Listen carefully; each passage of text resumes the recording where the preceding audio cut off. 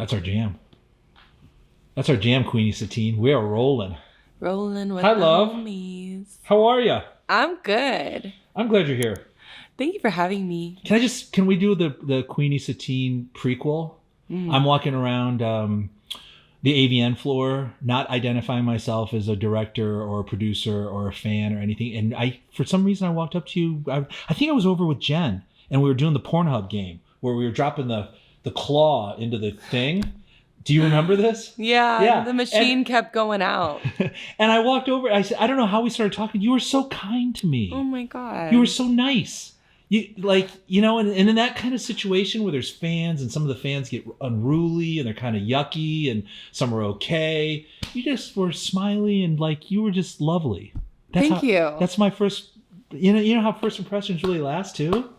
When I was talking to Mark, he's like, get Queenie on your set. I'm like, yeah, I need to have Queenie on my set. And I told Mark the story. I love that. I love that I was kind. You were kind. Are you not kind usually? No, I try to be. It's hard. It's hard to be on in that environment. Really hard. Oh my goodness. That's why I was so impressed with you. draining? It's like the most draining thing. After AVN, I was in bed for 5 whole days. Could barely get up to walk my dog. It's a lot. It's not only physically draining, it's mentally draining. And it's physically in the sense that, did you get the avian flu like everybody else does? I had been kind of on and off, had this cough probably from this thing. But yeah, I had been sick for 2 months and avian did not make it better. Let's just say that. Yeah. Okay, so tell me what I need to know about you. Let's converse and we'll see how long our conversation lasts. Okay. I want to know about you. All right. Start. Where do you want to start? I'm going to totally throw this your way. Okay, cool. I'll just give you a little... What do I need to know about Queenie Sateen? You know what I would really like to know first, if you want to just start here? Yeah. How did you invent Queenie Sateen? Okay, so honestly, it's a good place to start with my whole story. Queenie Sateen has been my stage name throughout my career as an artist. I entered the adult industry at 30 years old after having been a musician and an artist in the public in New York City for pretty much my entire adult life. My band is called Sateen, and we started together by hosting gay nightlife events in New York. And my drag name, I was a drag queen. I still consider myself a drag queen. Was Miss Queen Sateen, and people just kept calling me Sateen, so I just call myself Queenie to shorten it, and then what the am I name missing was on born. Sateen too? I feel like I should know Sateen. What is there a word definition I should know? I mean, it's a word. Okay. So when we started our band, we were like, what? It's the classic moment of what should we call our band? Man. Yeah. And we were just you look around the room at inanimate objects and you're just what's our band name? So we were like, what about this? What about that? And then there was a work shirt, and on the label it said 100% Sateen. Okay. And we were like, that's it. It's sateen. And we thought it sounded good, and basically it's a material. Yeah, it's a weave. It's not satin. It's not satin. No. It's a weave. It's the weave of cotton. Oh, wow. It's they make sheets out of something. it. There's sateen, there's percale, there's Okay. a bunch of different types of the way they weave the cotton. Okay. But yeah, sateen is it has a nice sheen to it, but it's cotton, and they make shirts out of it. It's shirts and sheets. See? I want to know about your band. I want to know about Sateen. Who were your big influences? Delight. Mm-hmm. And Lady Keir. Lady Keir was probably my biggest influence. Dude, Lady Keir, I love her. That's why I call myself Miss Queen Sateen, the Lady Miss Keir. Yeah, the Lady Miss Keir. So, yeah, Miss Queenie, Miss Keir.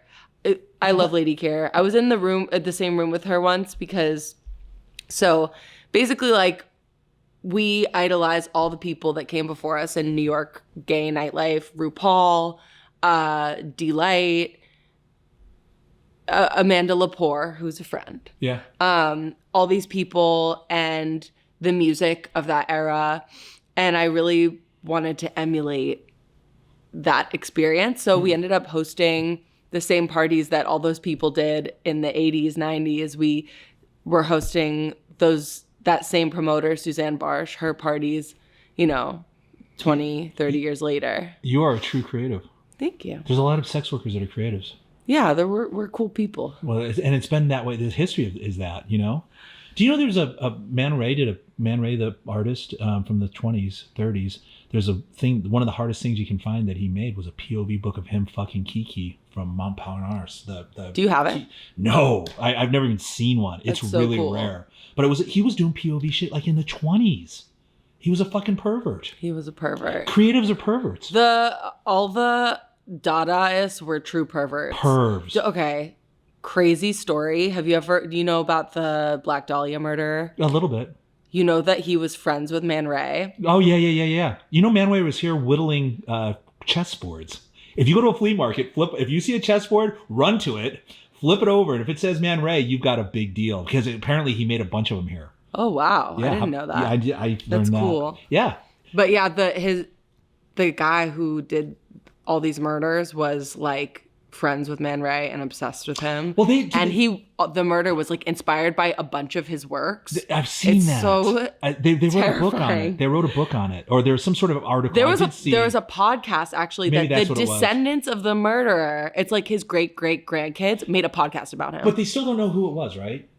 No, they definitely, literally, all of his idea. family members know it was him. They like found bodies in the basement, like more bodies than hers. And was it the dentist dude, or was he? He was like some doctor, some sort of doctor, rich doctor guy, and a bunch of his attractive young female patients went missing. And there you go. But he was really well connected, like in the Dada scene. Yeah, because there was a Dada scene here too. Mm-hmm. There was. This is great. You really are an artist. Where'd you grow up?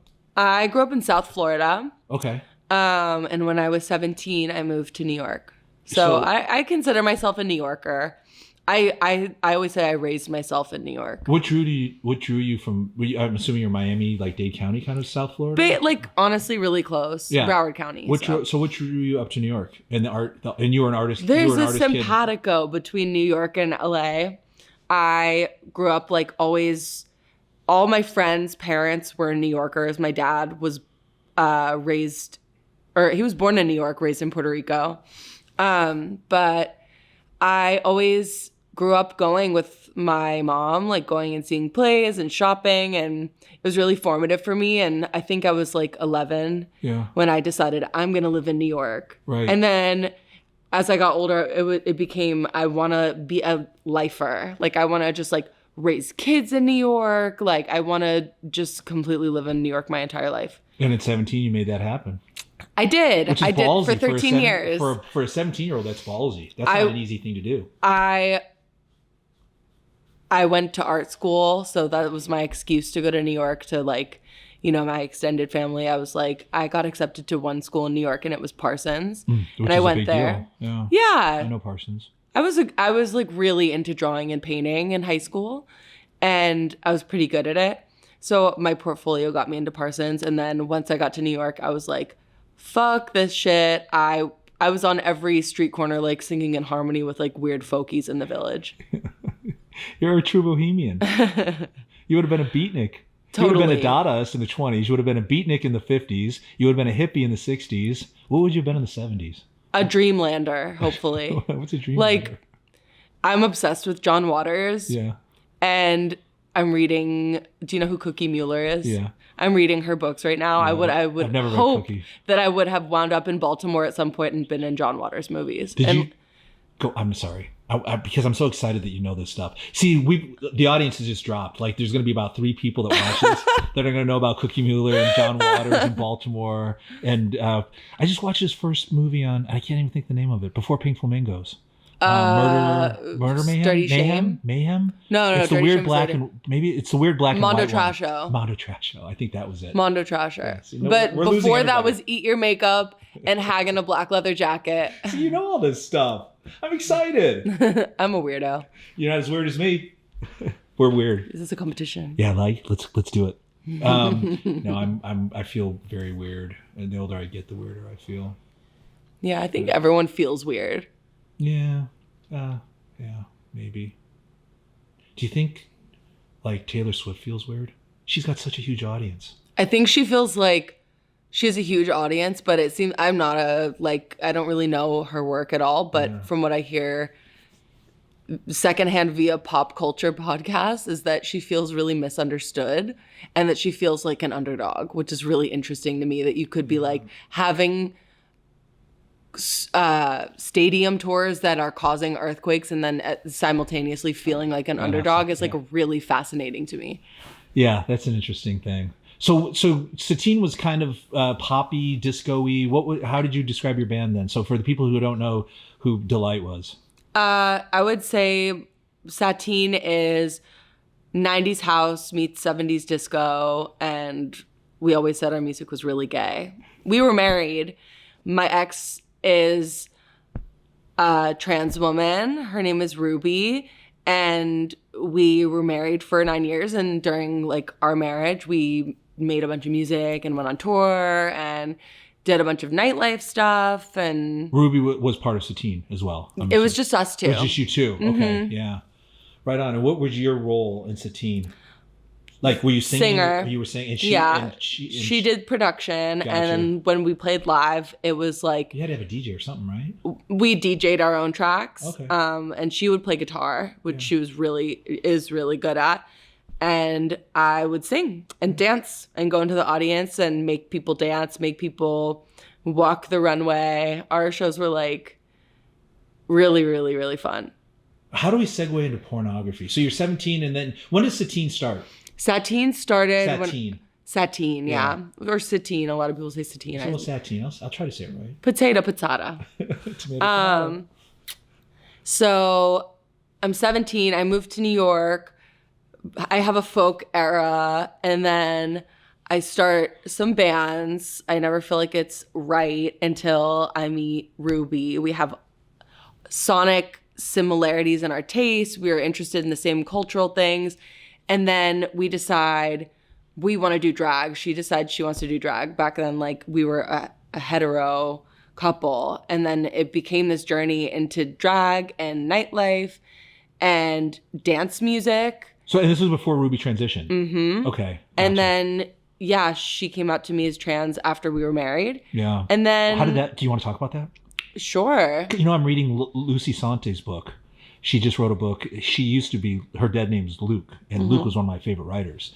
Kind of hard... like, Paris book about... Not about Paris, like the Eiffel Tower, but Paris about, like, the hooker. It's just all the dark sides of stuff. Interesting. So now Luke is Lucy, and I'm trying to... Like, I wanted to understand that whole thing more.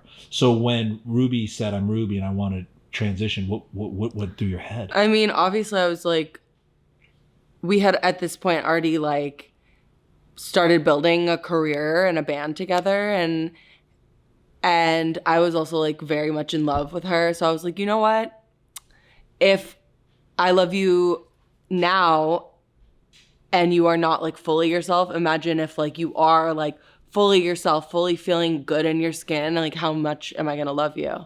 And we were together for longer as lesbians as we were as a hetero couple. Okay. Like it was like we were married for like almost 10 years. Wow.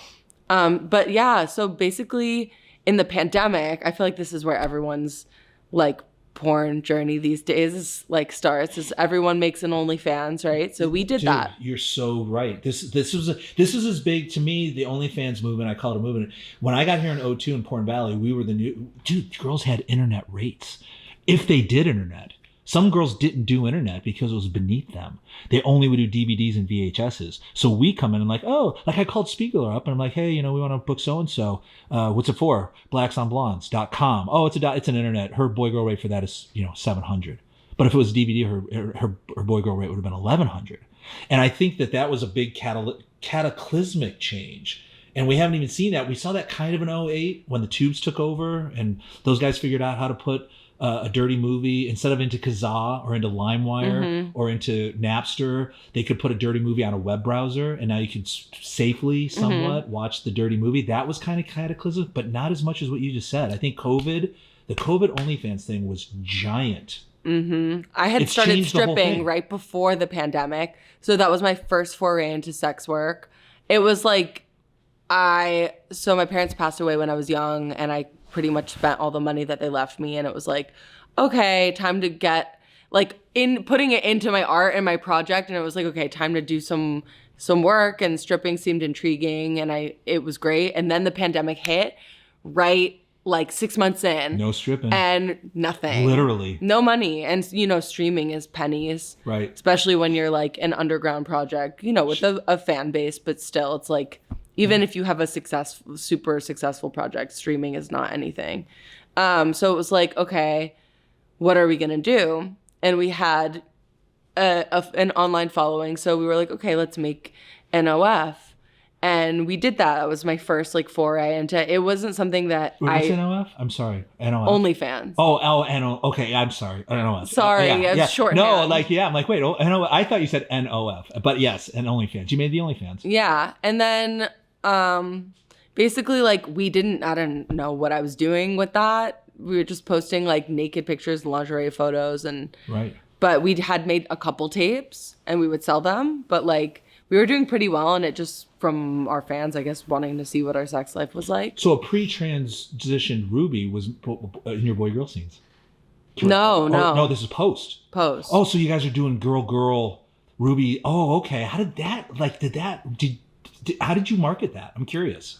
It wasn't like, when I tell you, it was like, I had no idea what I was doing with this platform or with adult film or anything. And people were giving me advice, and I was like, I don't know what language you're speaking. I don't know what PPV means. Yeah, I don't know what. Yeah. I was just kind of like, we were just kind of posting on it like it was a naked Instagram. Right. But nevertheless, we did well because, people like that. I feel like it's become a popular niche, like girl, trans, cis scenes. But like we were kind of doing it, and she would never top.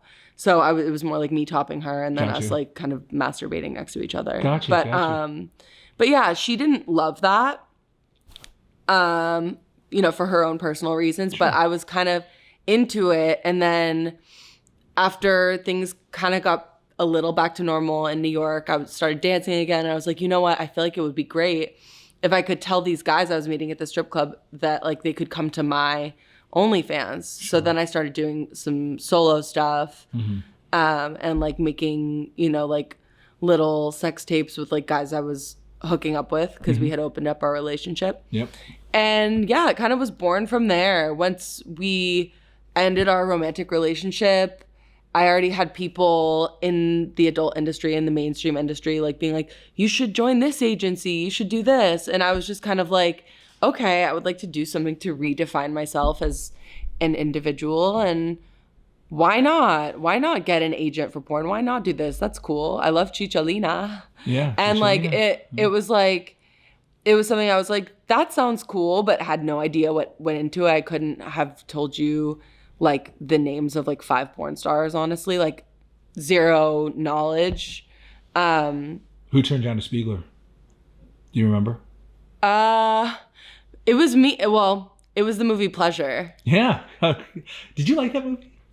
I liked it when I saw it. I mean, I'm so cliche. I watched before I started stripping. I saw Hustlers, and before I started porn, I saw Pleasure. Yeah. But yeah, I was not with Spiegler at first. I was with a different agent.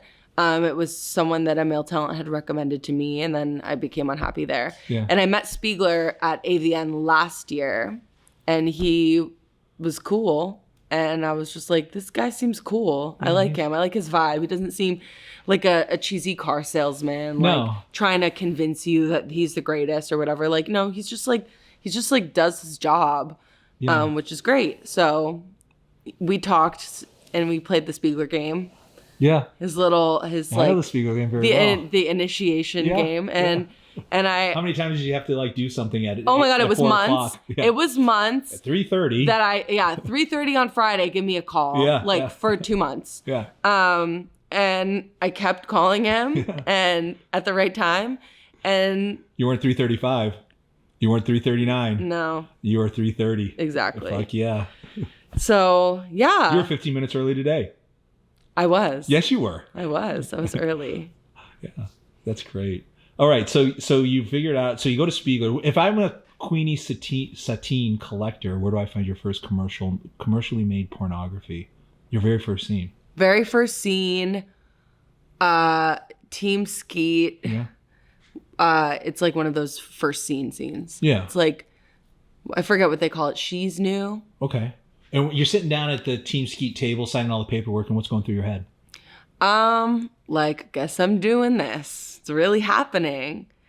And are you freaking out a little bit, or are you? Not really. Yeah. I don't know. I think I feel like I'm a seasoned performer. I've always been a performer, whether I was like, you know, a kid dancing or on a stage singing music I wrote. Like it, and I've always been a nudist and like comfortable with my body. So it was something that I was like, I'm doing. Like I just was like, I want to do well at this, and I'm also like, I always want to like do really well at something. I'm like competitive with myself. I want to like excel at things. So it was like a new challenge, which was fun. Yeah. And what was going through your head with the societal blowout of like, oh, I can't believe you're too good for porn. I can't believe you're doing this. What's wrong with you? Blah, blah, blah kind of stuff. It's funny because like, I feel like I had that less than a lot of other people. Like maybe like random men who I don't care what their opinion is will be commenting this under a post, and I'll just be like, haha, like what? Who are you? Right. Men with 0 followers. Like I have my circle, my family is a family of queer people, like trans women and gay guys, and like everyone's like, that's fab. You know what I mean? So I'm just like, okay, work. This is fab. This is iconic. Yeah, but like I never had that thing of people are like, no matter what I did, even in my band, we always dressed really salacious. We had a music video where we were playing peep show performers. And I feel like there was the stigma of a sex worker on me before I even did sex work, because like the way that I presented myself. So it felt like a natural progression of my career as an artist to go just fully just do it. Yeah, this is great. So now we're in porn. You're a Spiegler girl, and all of a sudden now you're an ambassador to Pornhub. Oh yeah. Yeah, talk about that. I want to hear, like, because I never sat down with. I don't mean to interrupt you. I never sat down with Asa once in Miami, but we were just saying hello. Asa's cool. Yeah, but I never. So I want to hear about this, like your job, your responsibilities. How did you get it? All that stuff. So Pornhub is really cool. I feel like they're on the nose of what like where like underground like creative culture, like queer culture meets the mainstream. Like they're really into fashion, art, film. Like they really want to be like of the culture. So they did this party where it was this band Salem. Do you know who Salem is? I don't know Salem. No, I don't think I know Salem. Witch House. I never really listened to them. Witch House. Yeah. It was like a 2010s thing, but like, I can't believe you just referred to something as the 2010s thing. That's not what because it's almost 2025. We're almost in the 2030s. Yeah. That sounds weird. It was the 70s, it's an 80s, it's a 90s thing. Now all of a sudden it's a 2010s thing. Oh my God. So they did a Pornhub X Salem party in New York, and they like rented out a bumper boat. No, not bumper boat. Bumper car. Yeah, bumper cars. Like ring in Coney Island. Yeah, and with the electric thing that's on the top and you buzz around on it. And they did a show there, and they wanted me to come out and like host it, like in Pornhub gear, like as like almost performing an ambassador duty, but I wasn't an ambassador yet. And at this party, I kid you not, I knew everyone that was going to this thing, and it was like the coolest people in New York. Like all artists, designers, really just like interesting people. So I guess they liked that I just like was, you know, it tapped into a New York underground culture. Did you go through like a any kind of interview process, or like I guess that was my interview. So there was never a position announced that you just were there. No, yeah, they just asked me to come and do this thing, and they flew me out, and I did it, and it was fun, and I stayed longer than any of the other people. I was like, I just want to catch up with my friends. Yeah. And then after that they were like, we want to talk to you about being an ambassador, and I was like, I don't even know what that means, and like I don't even when I tell you. I don't put on airs about like what I am like good at or what I don't even chart well on Pornhub or whatever. Don't ask me why I'm here. I'm grateful to be here. I'm obsessed and I love what they're doing. They just did a collab with a designer that I'm friends with, and I used to like walk in their early runway shows in like 2016. Where they did like some merch collab with them. Yeah. And I went back to New York. They flew me to New York to host this party as an ambassador. And it was like all my friends at this party and the strip club that I used to work at in New York. What do you for want a to say? brand. Which one? You want to say the strip club? Spearmint Rhino. Yeah, Spearmint Rhino. I had a brief stint at the Rhino. There's one down here. Not too far. I've never been to any LA strip clubs, only the Cheetah. Yeah. But I worked the longest at this club called Hoops. Yeah, I used to live behind the Cheetah. I used to go to the Cheetah every once in a while. It was fun. It's kind of like Jumbo's. Yeah. I like Jumbo's, but it's not a strip club. It's like it's more of a hangout for cool people. Yeah, Jumbo's is cool. It is. It's fun. But yeah, it was like a full circle moment. Here it was a brand of my friend. I used to walk their shows in a strip club I used to work at, and now this new gig as Pornhub brand ambassador, and it was like the amalgamation of like all my worlds colliding, which was pretty cool. But I love being a Pornhub ambassador because I feel like they're trying to push porn into the mainstream in a really interesting way. Like, dude, Pornhub is now a mainstream word. It is. I mean, it is. Like when you go to any comic show, if you go to on TV, it's either, OnlyFans has kind of done that too. It's Pornhub, or when someone refers to porn, it's no longer referring to porn or really even a porn star. It's like OnlyFans or it's Pornhub. Yeah, I mean, Pornhub was how I watched all my porn. Yeah. I couldn't tell you who I was watching or what. It was always something different. But like, what was your go-to jerk material? Girl for a long time. Yeah. Mm-hmm. Yeah. And then like, it always changed. Like sometimes anal stuff, sometimes. But it was girl for the longest time. Yeah. What can't I book you for? Anal. What else? Anything else? I guess all the things that come with that. 10-man blow bang? Would you do a blow bang? Yeah. Would you do a gang bang? Yeah. Yeah. Just no anal. Yeah. No butthole. No butthole. Exit only. Yeah, exactly. Is it a taboo thing? Oh, we talked about this. Do you want to talk about this?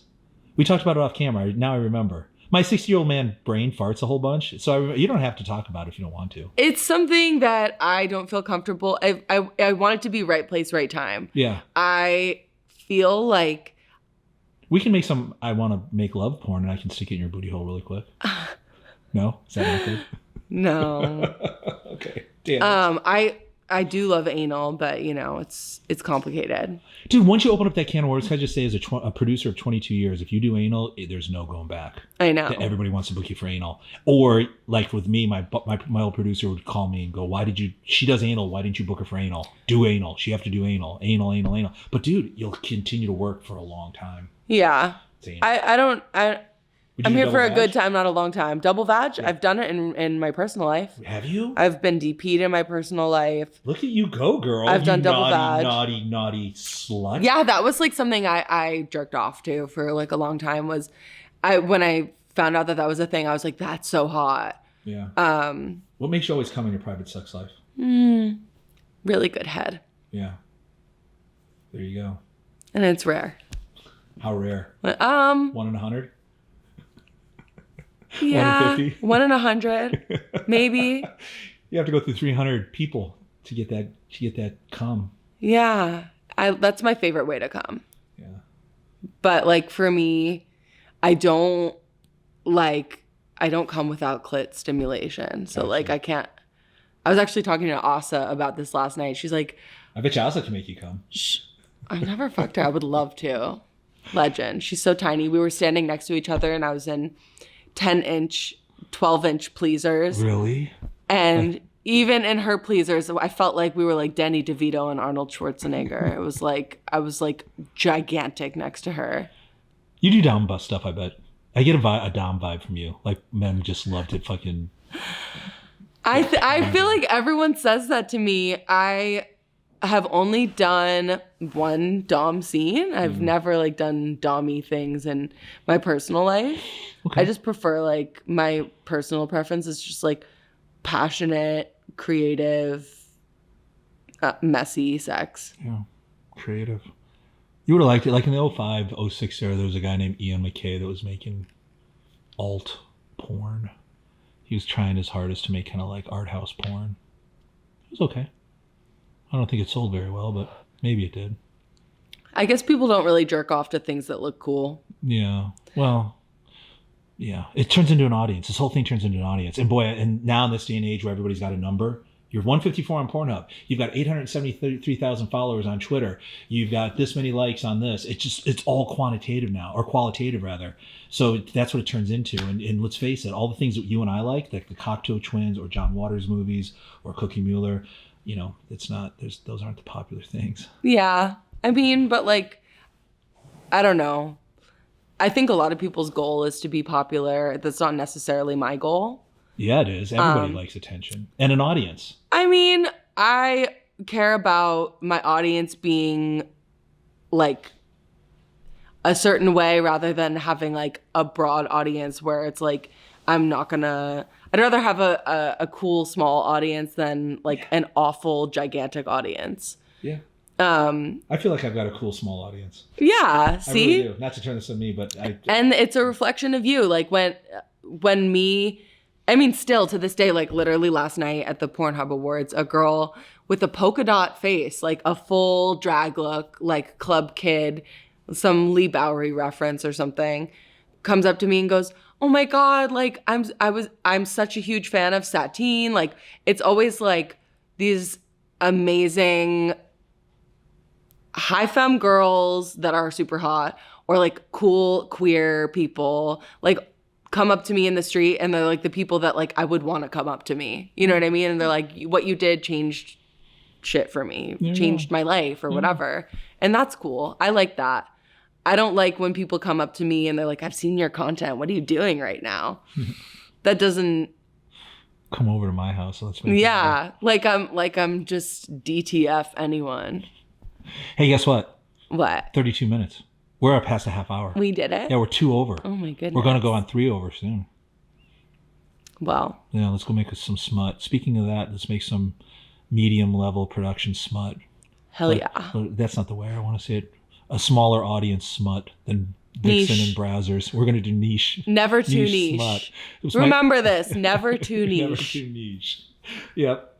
Hey, I'm glad I got to know you a little bit. Yeah, I feel like you're someone I could go to like a Butthole Surfers show with because they're bound to get back together again soon. It's gonna happen. And boy, were they great! They were unbelievable. It sounds like fun.